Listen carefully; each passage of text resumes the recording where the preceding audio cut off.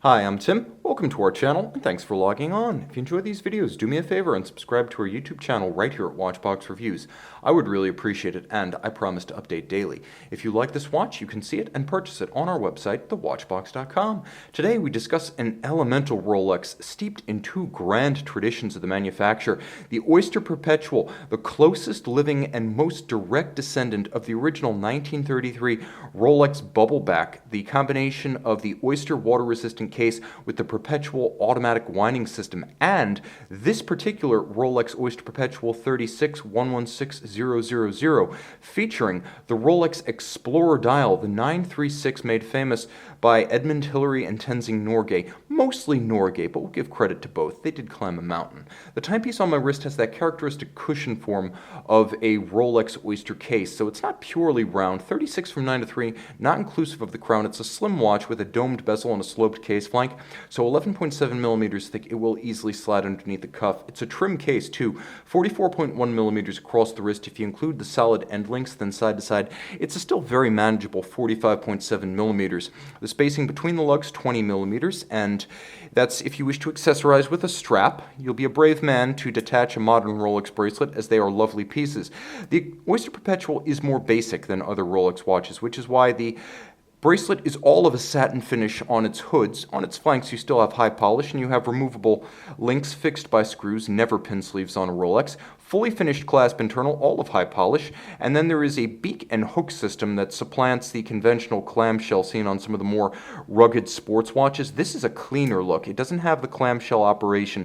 What it has is a vertical trigger system, so it's not friction fit, and you can't pry it open. You need to actively disengage it and lift it. It's a lift lock system that is very secure and very clean. There are no elephant ear triggers on the outside, and it's quite secure. So it's all of satin finish on its top with an embossed Rolex crown. Internally, rather than the Rolex Easy Link system, you have 3 different anchoring points inside the clasp. So with a strap tool, you can move the anchoring point of the bracelet to size the watch precisely without actually removing or adding links. You have a couple of options for sizing the bracelet.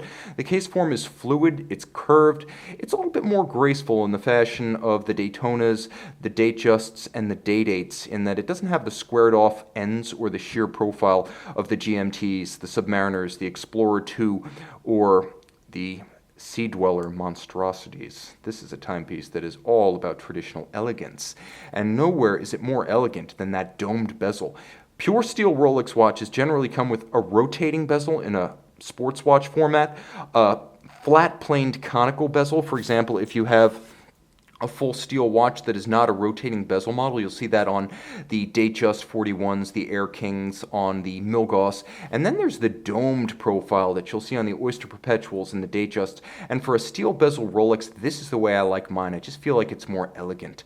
The timepiece with a nicely balanced Explorer style dial, so Explorer denoting the use of tri-Arabics 9, 6, and 3, like the watches called Explorer by Rolex in the wake of the 1953 ascent of Mount Everest by Norgay and Hillary. So the timepiece today, well balanced and fully loomed, white gold indices, white gold hands, white gold Rolex crown, sunburst blue dial, Rolex making everything in-house. This is an eye-catching dial, and it does without the date, which helps to balance it out and also keeps the crystal clear of a Cyclops eye magnifier. Many folks are not fans of that.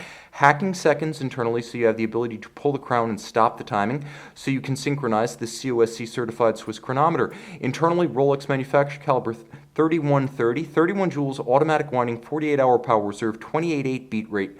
You have that hacking seconds function. It's a COSC certified Swiss chronometer. Rolex then takes that bare movement that's been certified chronometer, cases it up, and tests it to no worse than -2 + 2 seconds per 24 hours, hence the superlative chronometer nomenclature. Otherwise, full balance bridge with a free-sprung balance for shock resistance, overcoil hairspring to help the watch beat concentrically, that is, keep good time in any orientation with respect to gravity, and a niobium zirconium oxidized blue parachrom blue Rolex alloy hairspring that helps the watch to resist magnetism. Oyster case, solid caseback, Twinlock crown, a screw-down unit, 100 meters water resistant, all the Rolex you'll ever need, and if you're a minimalist type, this could easily be your one and only watch. See it and make it yours on the Watchbox. Oyster Perpetual 36 Explorer dial by night. See it by day on our website.